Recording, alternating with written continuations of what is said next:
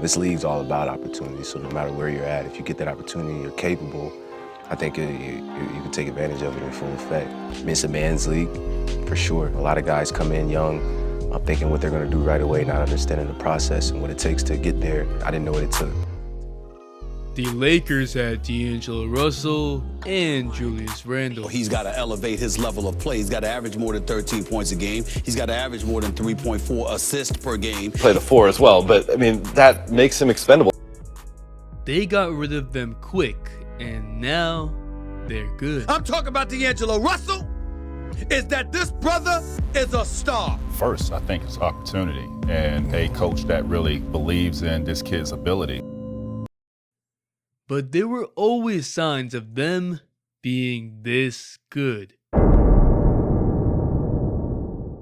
What is up, dudes, dudettes, ballers, players? It's your boy MJ. I think it's important to realize that hindsight is 2020. We see D'Angelo Russell becoming an all-star, lighting the league up, scoring 27 in a quarter. And we see Julius Randle averaging over 20 and 8, and it's easy to say that the Lakers messed up and should have held on to them. But what I want to see is back then, when they were with the Lakers, were there signs of those two becoming this good? It's one thing for the Lakers fit to maybe not work with those two players and then these two players out of nowhere becoming this good, and it's another to let these guys go even if they knew there was this potential. And there were clear signs that these two would become this good. The Lakers want to win as soon as possible without waiting and letting players develop. Fuck Zubac. You really had to trade Zubac with Beasley? God damn it. They want players to be good right away or they're considered busts. So let's break all of this down. And to all those that subscribed recently, thank you. But still, 93% of y'all not subscribed. Don't make the mistake the Lakers made, and let's get that 7% higher than Lonzo's free throw percentage. So please subscribe. The Lakers trade away D'Angelo Russell with Timofey Mozgov to the Brooklyn Nets for Brook Lopez and the 27th pick in the 2017 draft. The Lakers head office was great in 2016 and signed Timofey Mozgov to a godly 4 years, $64 million contract. That was sarcasm. Brook Lopez was an expiring contract, and the Lakers were thinking of the 2018 free agent class of LeBron, Paul George, and DeMarcus Cousins, and so they need to get rid of Mozgov. D'Lo was the sweetener to the deal, so the Nets would actually accept the deal. Russell had only spent 2 seasons of his rookie contract in LA. The Lakers could have kept him for 2 more years under a team option, meaning getting him for only $5 to $7 million a year. Julius Randle walked away in free agency of 2018 because the Lakers were not willing to tie up any of their cap space for future seasons and opted to sign players to 1-year deals to keep their options open alongside LeBron. Now let's talk about how D'Lo and Randle played while in the Lakers. Let's start with Russell. D'Angelo Russell was in and out of the starting lineup in his rookie season, and that was also Kobe's farewell season. We want him back. He averaged 13.2 points per game and 3.3 assists in 28.2 minutes a game, starting in 48 games, playing in 80. He wasn't necessarily efficient, shooting 41% from the field and 35% from 3. He had his iconic ice in his veins celebration when he scored 39 with clutch shots in a win against the Nets. The Lakers did go 17 and 65 that season. Dark times. Yeah, dark times. There was also the whole snitching situation, you know, when D'Lo recorded Nick Young talking about how he messed around with other girls while he was still engaged to Iggy Azalea.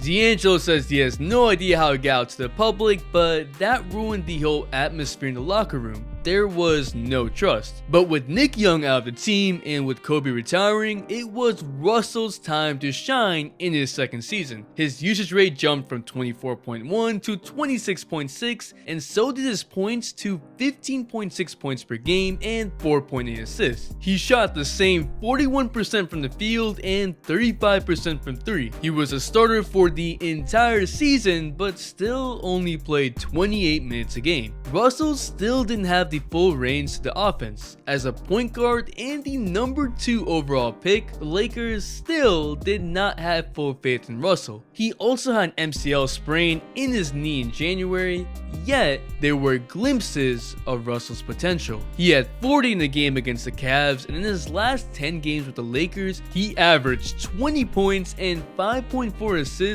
while his minutes jumped up to 36 a game, which is very similar to what he's averaging now. He was shooting 42% from the field and 36% from 3. Once again, not particularly too efficient, but he was only 20 years old. Did I mention that he's a 6'5" lefty point guard? Russell seemed like the perfect build for your modern day point guard. A guy that can make threes with a quick release, and that was a bit taller for the position. Russell had talent for scoring the ball and taking control late in games. It was just inconsistent, and you can't expect a 20-year-old to have everything together. The main thing was that you could see glimpses that if his usage rate was increased and with a full season, that he would become a guy that gives you 20 on a nightly basis. Trading him for Brook Lopez and the 27th pick to get rid of a contract got rid of him at his lowest value. That 27th pick did turn out to be Kuzma, but they definitely did not get enough back in that trade. It's like Magic's main play in his GM handbook is, oh,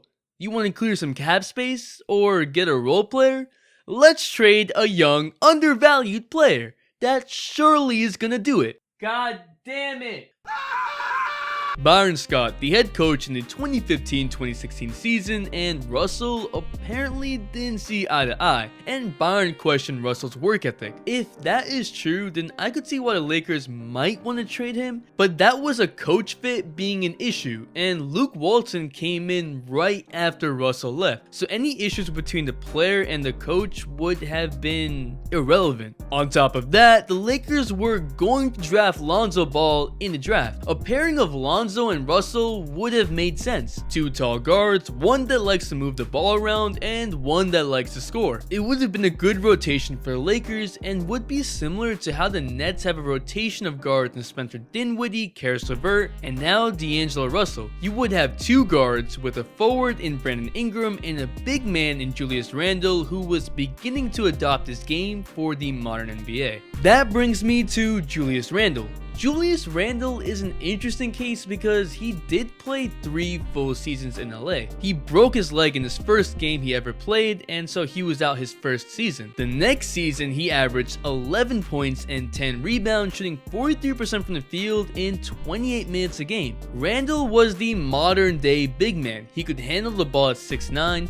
shoot the mid-range, post up. He just didn't have a 3, but he could definitely develop one. His next season was more of the same, but his last season with the Lakers was when Randle took the next step. Paired up with Lonzo, who was a floor general and a playmaker, Randle got more looks and better looks as his usage rate jumped from 21.4 to 25.3, while his field goal percentage jumped up from 49% to 56%. He averaged 16.1 points a game, and Randle's minutes were inconsistent because he kept going back and forth from the starting lineup to the bench because Luke Walton couldn't figure out a consistent lineup. LeVar Ball was right. Randle deserved more minutes in the season, and you could see him playing hard with no real option in front of him other than Larry Nance. It was pretty awesome that Randle came back against the Lakers and talked trash to the coaching staff the whole time. He scored 35 that game against the Lakers. Yeah, talk your shit, Randle. If you look at Randle's last 20 games with the Lakers, in which he played 31.7 minutes a game, he averaged 20 points and 9 rebounds a game with 3 assists and 55% from the field. Almost exactly what he's averaging now. It was clear that Randle had become more aggressive instead of waiting for opportunities, and that's what the Lakers had been waiting for. He is 6'9", 250 pounds with good speed. It was his 4th year in the league at the time, and he was only 23, the same age Kuzma is now. And after that, the Lakers still decided to let him go despite knowing that Julius was getting better at shooting the 3. The worst part of it all, Julius Randle wanted to stay in LA with the Lakers, but instead, they lost him in a valuable asset. Now, it would have been fine if these players out of nowhere became good. Maybe LA just wasn't the right fit, or maybe being traded was the motivation they needed. But these players were